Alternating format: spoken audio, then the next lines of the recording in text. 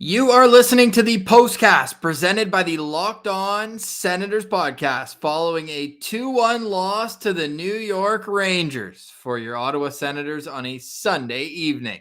I'm Ross Levitan. With me, as always, Brandon Piller and recurring guest on the Postcast at Laleem's Martian. Make sure you go give him a follow there. He's got all the clips you need and some that I don't even want to see. And we'll start with that, Pilsy. The Sens almost got scored on by a goalie tonight.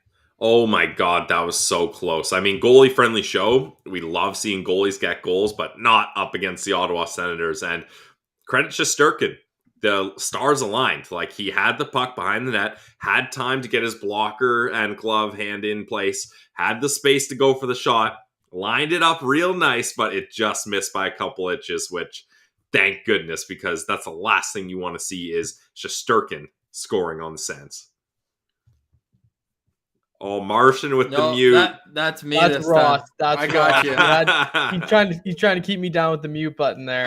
No, we got you. Nobody keeps Martian down. A little part of me kind of like I hate to say it. A little part of me kind of wanted to see that go in. No, I know, Martian. I'm probably not alone. I know it's a goalie friendly show, but I mean, it's not every day you get a chance to see a goalie score a goal. So I wonder when the last one is. Can you guys even think of the last time a goalie got a goal? No, I wonder if anybody in the chat can help us out with that. I'm looking up Igor Shesterkin's win-loss record right now, and if there's a guy who can ice the puck, because it did come back as a defensive zone faceoff, and Ottawa got a couple good chances after that, but it's this guy. Like, even in his NHL career, he just does not lose games. 49 wins in 78 games at the NHL level, and that's the worst percentage-wise in his KHL, NHL, MHL.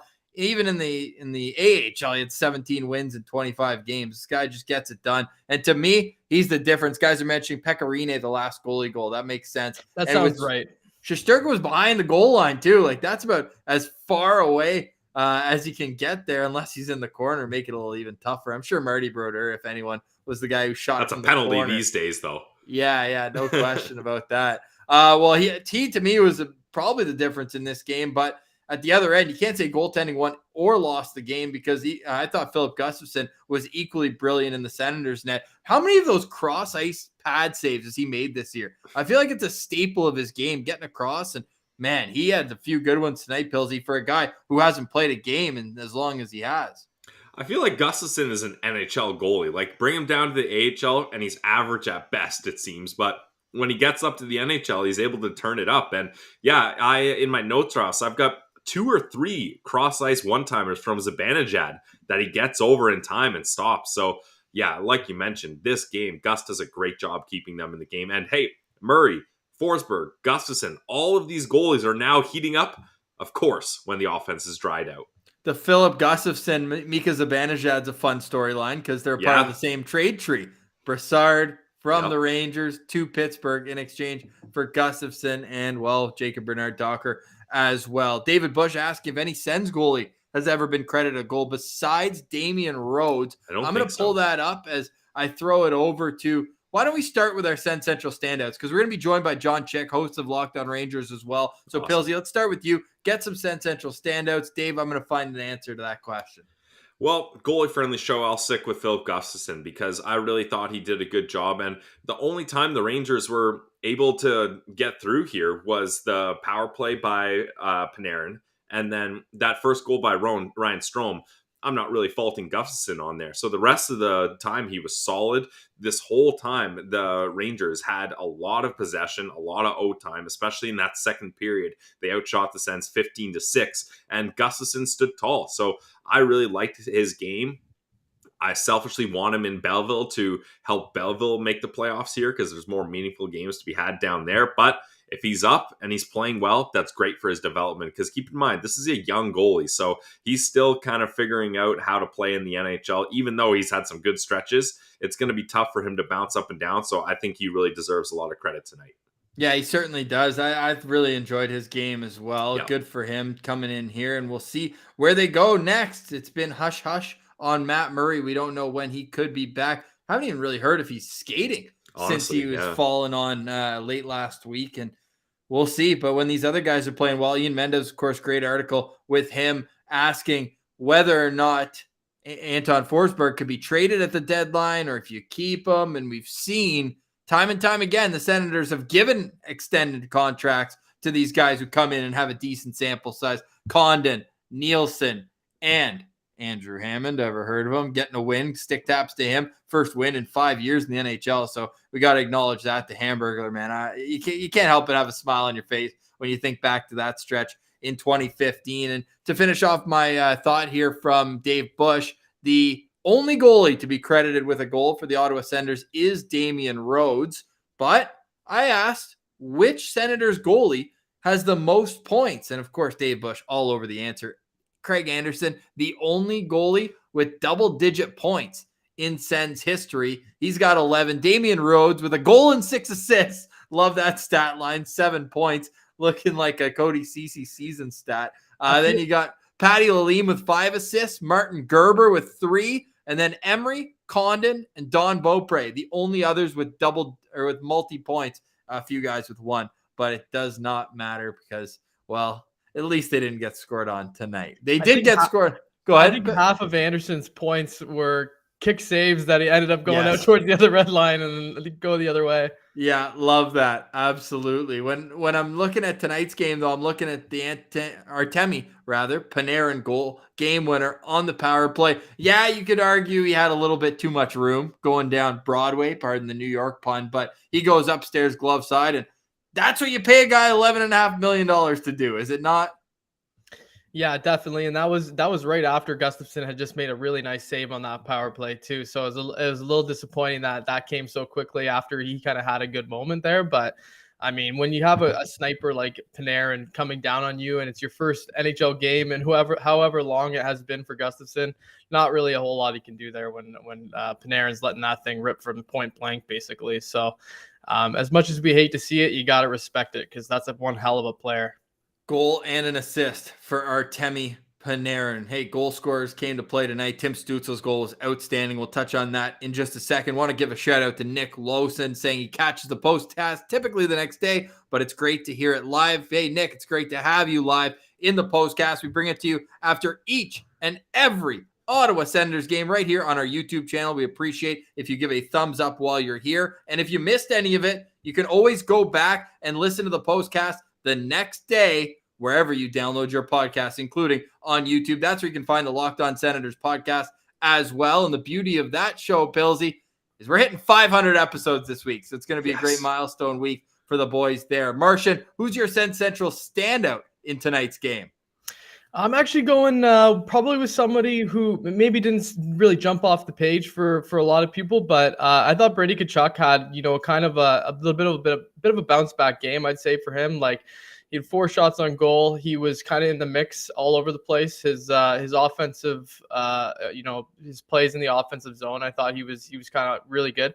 His puck protection tonight, I thought, was a thing that really stood out to me. He had a couple shifts where he had the puck on his stick. He was almost Yager-esque the way he was working it around the boards like a one-man cycle. So it was good to see him have a performance where his strength was showing, because I think lately it's kind of been lacking a little bit, maybe with that nagging hand injury. Maybe he's feeling better about that right now, or maybe he just had a little extra pep in his step with the kind of early start today on this Sunday early evening game. So Brady was my standout for tonight. Yeah, his hands were certainly on display. He had that great outside in move that you see guys like Patrick Kane pull off and Austin Matthews, where they kind of use the other guy's stick as a triangle, put it underneath, and then go up. If he scored that, it would have been a complete highlight reel goal. My standout is going to be Tim Stützle. I feel like I'm taking crazy pills. I said that less than 24 hours ago, as well as he was for me last night. He's got goals in 3 of his last 4 games, and he's certainly not only heating up, but the confidence is showing more and more. How about that little dipsy doodle he put on Artemi Panarin in the defensive zone? I thought that was fantastic from Stützle. He gets the early goal, opens the scoring, and man, there's still a few times where I'm like, okay, let's get it on net a couple more times. I feel like that for the entire power play. Maybe it's that they're missing their trigger men in Josh Norris and to a lesser extent Drake Batherson. And I say that shooting wise, like the power play runs through Drake Batherson, but like Brandstrom, like, get pucks through. Like I know he loves moving pucks, but I'd like to see him move it on net a little bit. They more. did get 5 shots on their 1 power play though, so It's not like they didn't have the chances, but Right. when you have no finishers and you're just tossing muffins at the net up against one of the best goalies in the NHL, not going to have a lot of success. Yeah, That second power play unit, Martian, might be like an AHL Belleville power play from 2 years ago. It was Mete and Chris Tierney working the point on the power play. And then you've got it wasn't even Tyler Ennis. He was up on the first unit. You had Nick Paul with Zach Sanford and Adam Gaudette. Oh. What's the game plan with that unit? I don't know. Just trying to kill time? I don't know. I guess so. You don't think shut down power play unit? Yeah, no question about that. We're about to bring on John Chick from Locked On Rangers, but Martian's got his standout. He's got Brady Tkachuk, and Pilsy mentioned Philip Gustin. We want to hear who you liked in this game as well, so let us know in the comments there. And while we are at it, I guess we already kind of chirped Pilsy a little bit yesterday for this one, but Pilsy had the 1 point weekend coming out for the Belleville Sens. They're back in action tomorrow, but back-to-back wins over the Toronto Marlies. I did predict they would win both games against Syracuse, so 4-game win streak. Let's go.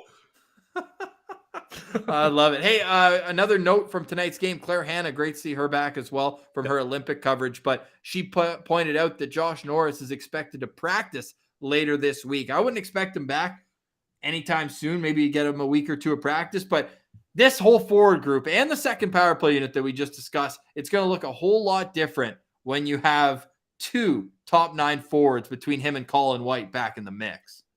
Yeah, and they waived Clark Bishop today. So what is I don't know if there's freeing up any room for somebody to Ryan Dzingel.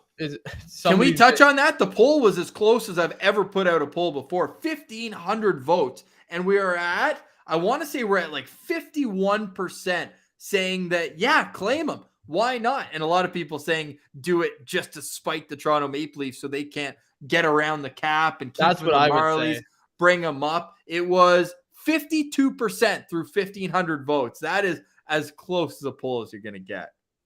Yeah, I think a lot of people are remembering Ryan Dzingel of old when young Ryan Dzingel used to wheel and deal with his hands and his speed, and he had a lot of offensive output at one time too. But he's not exactly the same player that I think that we kind of remember as Sens fans. So, I mean, it would be fun to claim him just to screw the Leafs over, but I don't know. He's not really scoring, and he's got plenty of opportunity in where he is in Arizona, where he has been in Arizona, and he's still not able to do that. So, I think if he's going to come to Ottawa, he's simply going to be there for like a short period of time until they get healthy. Yeah, I would think if they did claim him, it's just because you're going to be moving guys out at the deadline, and he's somebody you can toss in your roster and has some chemistry with other guys. But when he did come back, Ryan Dzingel Sens version 2.0. When he first started, the first couple of games, he was shooting at like a 20% clip, and he had 6 even strength goals in like, it was a short amount of games. So it looked like he was heating up, and then just nothing the rest of the season. So that's how you end up with a one-way ticket to Arizona. So are you saying Chris Tierney's going to be on his way to Arizona next? Same story for him as last year, right? 3 goals in the first 5 games, and then 1 in his last 35 games. Like, you can't even write this stuff up. He's getting really good, and I always feel like I'm the guy you're leaning on me to rip on Chris Tierney, because I will, but he's getting so many good chances, you know, like Tyler Ennis is Ennis sets him up. Yeah. 3 out of 4 games in the last 4 games, they've been on 2-on-1s together, and Ennis has passed to him, and he's butchered the entire play. Yeah, and that's leaving out the defensive faults that he has as well, where, I mean, there was one last game tonight. He wasn't especially aware. He has, like, I always say, he has 1 good shift a game, and I think that's enough for DJ to keep him in the lineup because he just doesn't really have many other options. Not much going Chris Tierney's way in tonight's game. Played 14 minutes. We'll give him credit for 83% in the dot, but not much else going there. Quick scoring summary if you're listening to this on a holiday Monday morning, but don't fret. We've got Locked On Senators coming tomorrow. We'll have a full breakdown of this one. Tim Stützle opened the scoring, his 11th of the season, assists for Gaudette and Nikita Zaitsev on that one, just about 5 minutes into the game. But 2 minutes later, Ryan Strome answers for the Rangers. He gets his 10th of the year from Braden Schneider and Artemi Panarin. Then the power play goal, Panarin from Zibanejad and Ryan Strome, turns out to be the game winner midway through the second period. The Senators still with 1 win when trailing after 2 periods. But to get a little more into the New York Rangers, a team I'm fascinated about, we're bringing on John Chick, host of Locked On Rangers. Chick, what's going on, buddy? Nice to chat with you. Oh, we got you on the mute stick. We got you on the mute stick there, John. And hey, I'll just touch while you. Oh, there you go. What's going on? All good. Hey, I did it at the start of the show too. What's going on, buddy? Not too much, man. Just kind of enjoying the win. It was a good, competitive, hard-fought game tonight, and take the 2 points, no doubt about it. That was a tough matchup for the Rangers tonight. Not the first time you've seen the Rangers power play come through in the clutch this year. Hey, tell us about how that's been carrying the team here through thick and thin. I mean, it's been huge, and I think the biggest part of it is, I mean, you just look at the players that the Rangers can run out there in their top power play unit. I mean, you've got Adam Fox, the defending, Norris Trophy winner. You've got Artemi Panarin, one of the best 5 players in the league, I would argue. Mika Zibanejad, who has been moved over to the left side on the power play, and he is just lethal from that spot in the left faceoff circle there on those one-timers. Kreider has just gotten so good at deflecting pucks into the net, and then Ryan Strome, a fantastic passer. I mean, it's the sum of all the parts, basically. You've got 5 fantastic players out there, and they do a lot of damage. And I know a lot of people like to pick on the Rangers for, not always being the best 5v5 team, especially relative to what their record is. But, man, I'm not going to apologize for having a great power play. It's awesome because the Rangers usually don't have a very good power play. And the fact that they're 3rd in the league right now, hey, man, I'm loving it. I'll take it.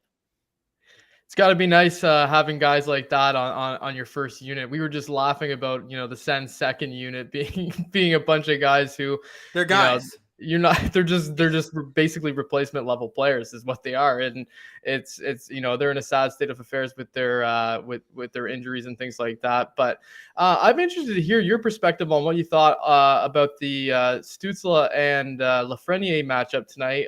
Who do you think stood out a little bit more than the other? And just give me your general thoughts on what you saw from Tim Stützle tonight. Yeah, well, it's funny because I just did a crossover with the guys from Locked On Red Wings, and we were having a very similar debate between Lafreniere and Lucas Raymond. Raymond, obviously, the 4th pick that year, and Stützle was number 3. I mean, I got to give a little bit of an edge to Stützle tonight. I thought he stood out for the Senators, as you guys were just discussing before I came on here. And, of course, he had that really nice snipe and gave you guys a 1-0 lead there.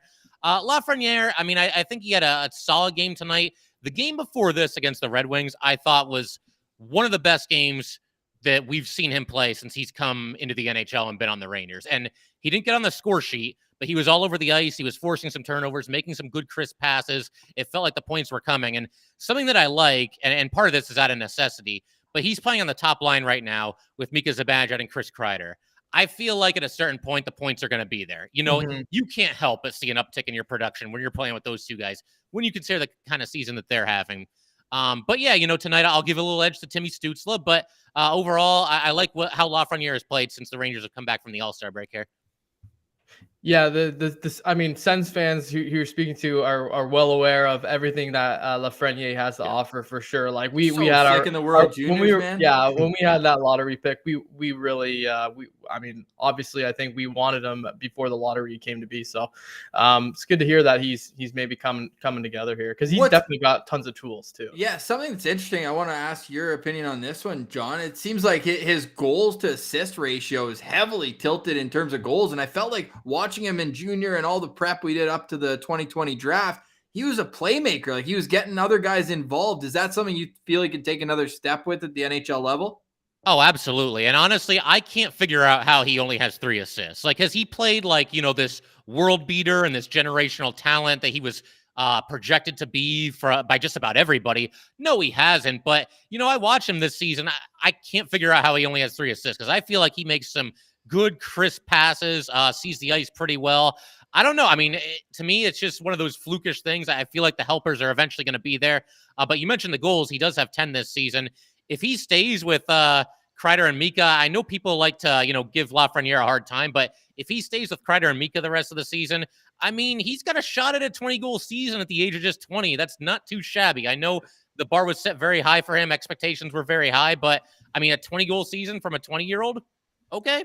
I can deal with that, Yeah, and speaking with Lafreniere too, like the thing is, a lot of the time, a first overall pick, they're going to a rebuilding team and they're going to get a lot more opportunities. Whereas he goes to a team that's already kind of done with the rebuild to get Panarin. He's in a totally different situation. So the expectations have to be tempered there. I think that's definitely something you got to look at. Now, Something I wanted to ask you, and we talked about the Shesterkin goal attempt there. How are you feeling when that happens? Like, because if you get it, obviously it's an amazing moment and you've pretty much iced the game. But when you miss it like you did, you've got a gassed unit out there. It's an icing. You can't change. And now it's a defensive draw, although they did call a timeout after. So you get a bit of time to rest there. But when you see him loading up for that shot, how are you feeling? Go for it. I mean, I see what you're saying about the icing. And, obviously those guys, they got to stay out there and everything. But, man, you don't get to see a goalie score a goal very often. I mean, let's just call it like it is. And something that's really crazy, though, and I swear you can go back and listen to Locked On Rangers this past week, but I was doing predictions for the second half of the season because they were coming out of the All-Star break. And I've been saying on this podcast over and over that Igor Shesterkin is going to score a goal before his career is done. Nice. And I kind of upped the ante on this prediction show, and I said he's going to get one this season. Whew. So as that puck's going down the ice, man, I'm standing out of my couch, and here we go. He's got it, and it was Chick, going that in, man. And made like a left turn at the last I second think there. that might have been the chance. Obviously he's looking for it though, which is awesome. Yeah, I mean, I'd feel a little better if they were up by 2 in that spot, but man, I mean, he's so good with the puck, and I mean, he missed by that much. So what are you going to do? And when you're a goalie that good, you've earned yourself the right to take a risk. Like I think maybe if it's Martin Jones or someone who's struggling a little more, and he misses that, maybe you're not too happy with him. But Shesterkin, he's earned that right. Hey, John, what's been the bigger reason for the Rangers' success this year? We already talked about the power play, and then we mentioned Shesterkin. The goaltending you guys have been getting is unbelievable. What do you think's been the bigger impact this year? Yeah, I mean, I think for the most part, it's just the fact that, and I think this is somewhat the Gerard Gallant effect, but he just seems to, everywhere he's played, he just seems to get the most out of everybody on his roster. Whether you're a superstar player or you're like, quote unquote, the 20th man, it just seems like he finds a way to get the most out of players. And, I think certainly you got to give a shout out to Chris Kreider because, he's having a career season here at the age of 30. And I was all for the Rangers re-signing him when they did. But I said right then and there, like, he's going to be a streaky player for the rest of his career. We're going to have to live with the highs and the lows and the hot streaks and the cold streaks. And you just hope that he's hot at the right time. But, man, I mean, I don't know if he still leads the league in goals. I'd have to see where Draisaitl is, but he's right there. And to see him do that is pretty wild. And that's obviously been a huge part of the Rangers' success this season, too. So points in 5 straight games for the Rangers. They had those 2 shootout losses, shootout loss, shootout win, and then the 2 regulation wins back to back before that. Like, is it first or bust in the conference, in the division for this team this year? What's the plan going down the stretch? Yeah, that's going to be interesting. If it's truly first or bust, I would think they would want to, run Igor Shesterkin out there as much as possible. And he has played all 3 of these first 3 games after the break. But, given the fact that he has had, his share of injuries since coming into the league, I feel like the Rangers might be better served, especially since they're so comfortably in playoff positioning right now. I mean, they haven't clinched yet. They still got to clinch and everything, but they're in good shape. I wouldn't be surprised to see the Rangers value Igor getting a couple days off near the end of the season rather than like pushing hard to win the division. I could see it going that way for sure. John, we've got people asking in the chat, what do you think the Rangers need at the deadline? Oh, man, we need a right winger for sure. May I interest you in Chris Tierney? I was going to say Chris Tierney, maybe a Nikita Zaitsev. Well, I don't know. I heard you guys talking some smack about Tierney before I came on here. So we'll do that. No, I feel like if anybody would be, I feel like Sanford would be kind of a Rangers like bottom 6 type guy. It wouldn't be too expensive to get. He's got that playoff experience winning the cup with St. Louis, but you think a right winger there that can play probably on like the second, third line type thing? Yeah, middle 6 kind of a right wing type player. There have been a couple names out there. If you really want to go big, maybe JT Miller. I like Miller when he was on the Rangers. It's always fun to have a reunion. The only tricky thing there is he's under contract next season, and I think the Rangers are more interested in like a rental kind of player. And then, of course, Riley Smith is another guy. His name has come up every so often. Again, I don't think you'd have to pay an arm and a leg. Phil Kessel, I'm not always the biggest Phil Kessel guy, but if you trade for him right now, I do think this Ranger team immediately becomes better. If for no other reason, just the fact that he plays right wing and the Rangers are absolutely just depleted there, especially. And he's clutch in the playoffs. Like you can count on a couple big goals from Phil on a Stanley Cup run. And a couple good clips. Remember him in the playoffs with Malkin when they were playing the Sens in 17, just giving it to each other. Yeah. So yeah, he brings the intensity there for sure. Hey, you guys have some trade bait to dangle there. Kravtsov unsigned. He's a guy who can't play this year. in the NHL, but he's a chip that you guys can definitely have on the up and up. I always like asking people's perspective, and you haven't seen the Sens play since October. What stood out, like you're watching as a neutral observer in terms of Ottawa, or you're focused on the Rangers? Like, what did you see tonight from the Senators from your point of view? And keep in mind that we're missing, our top defenseman, top right winger, top centerman, and starting goalie. So go ahead. So not too much, but I thought, there's this thing in the NHL lately. It's like this trend where, different announcers and different analysts will say, like, they tend to say it about teams that are kind of down in the standings. They'll say, "Oh, that's a really hardworking team." Those Buffalo Sabres. Yeah. And it almost is getting to the point where it kind of feels like a backhanded compliment. But I will say with the Senators, I thought it was legit. I mean, they fight for the puck like their life is on the line. They hit, they play physical. It doesn't look like they ever take any shifts off. And honestly, I'm not just playing this up for your Senators fans listening to this. I look at the standings. I got my standings board over here. And I feel like if there's a non-playoff team this year that's going to make it next year, I think the Senators are really up there as far as the Eastern Conference is concerned. I know it was just one game tonight, but they really impressed me with their work ethic. Yeah, and that's the thing. Like, you look at all the injuries here, and you look at the bad start. You look at, I mean, you don't want to make excuses, but the COVID issues this team has had. So it's definitely been tough there. Phil Kessel to the Rangers. I love that idea, that's for sure. Now, if you're looking at this game and you're looking at a Rangers team that really should have dominated this Sens team, what do you think the Rangers needed to improve on if they're going to be going up against contending teams or even fully healthy rebuilding teams in the future?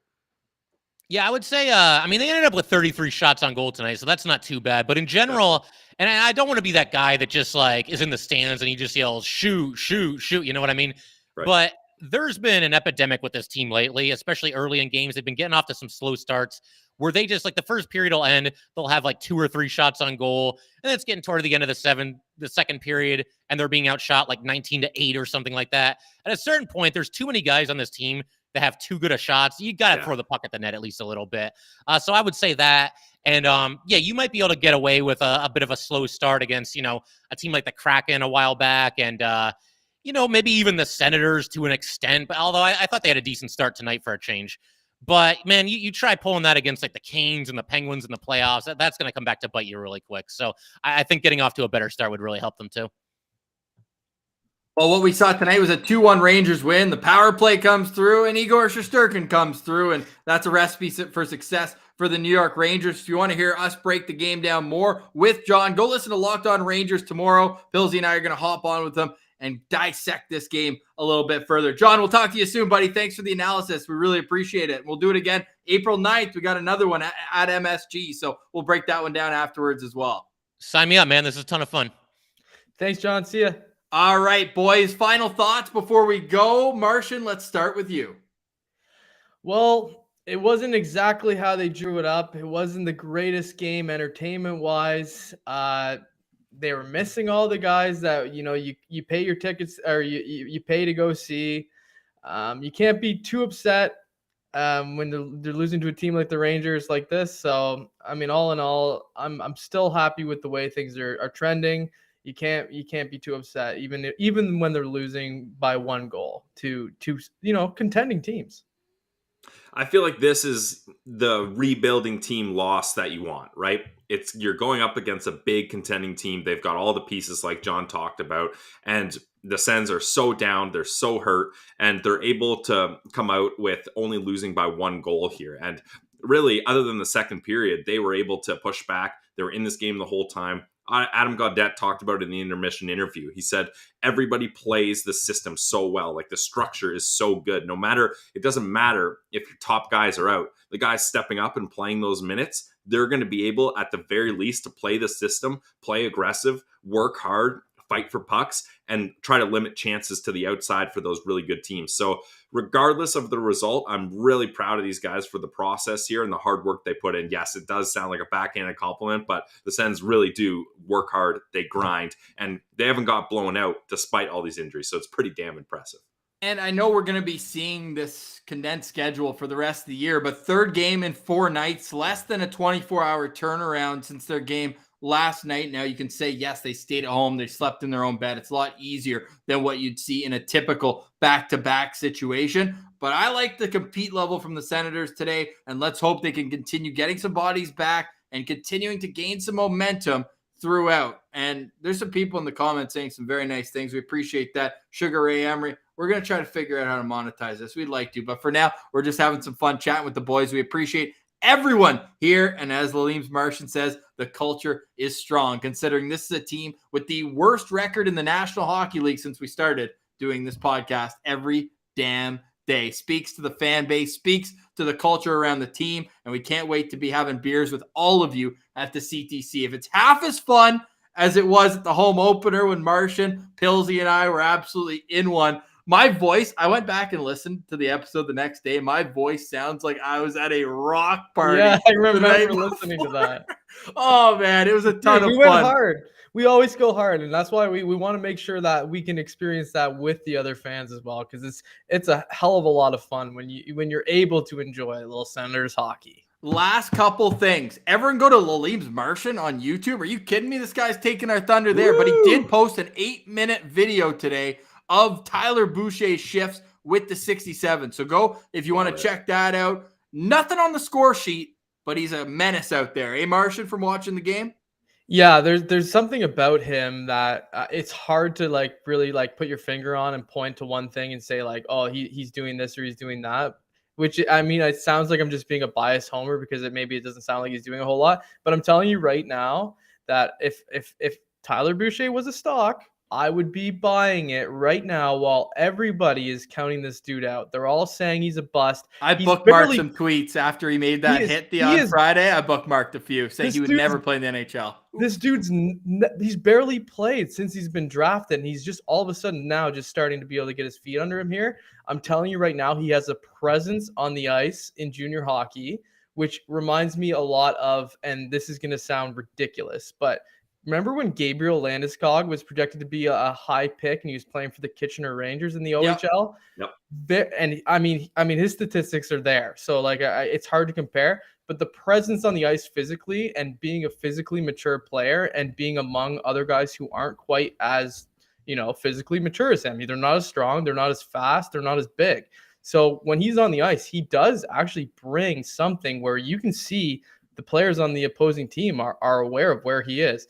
And I'm not saying that's going to translate immediately to the NHL, but what that tells you is he can probably step into professional hockey in the next few years here and be physically ready and not be getting thrown around. And I would even say compared to a guy like Tim Stützle, who has 20 times the skill at this time in his life right now than Tyler Boucher, but Tim Stützle is getting thrown around, right? And that's not going to happen with Tyler. I'm telling you right now. You can see it, and the injuries have been an issue, but he is. I mean, he caught my eye. He was one of their best players for sure on the 67s today. And I don't know if their team is really any good, but they got a couple decent guys, and he stood out for sure.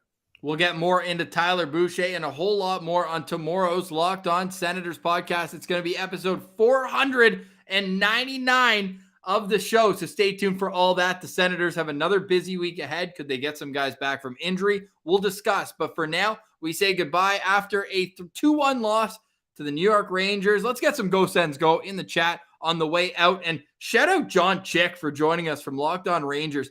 Absolute beauty there. I hope everyone goes and follows Locked On Rangers on Twitter. Go subscribe to the podcast as well. And John Chick himself, you can find him through Locked On Rangers on Twitter. So for now, we say goodbye for Brandon Pillar and Laleem's Martian. I'm Ross Levitan. This has been the Postcast following a 2-1 Ottawa Senators loss to the New York Rangers. Have a great Sunday night and start to your holiday Monday. And, well, stay tuned because Locked On Senators will be out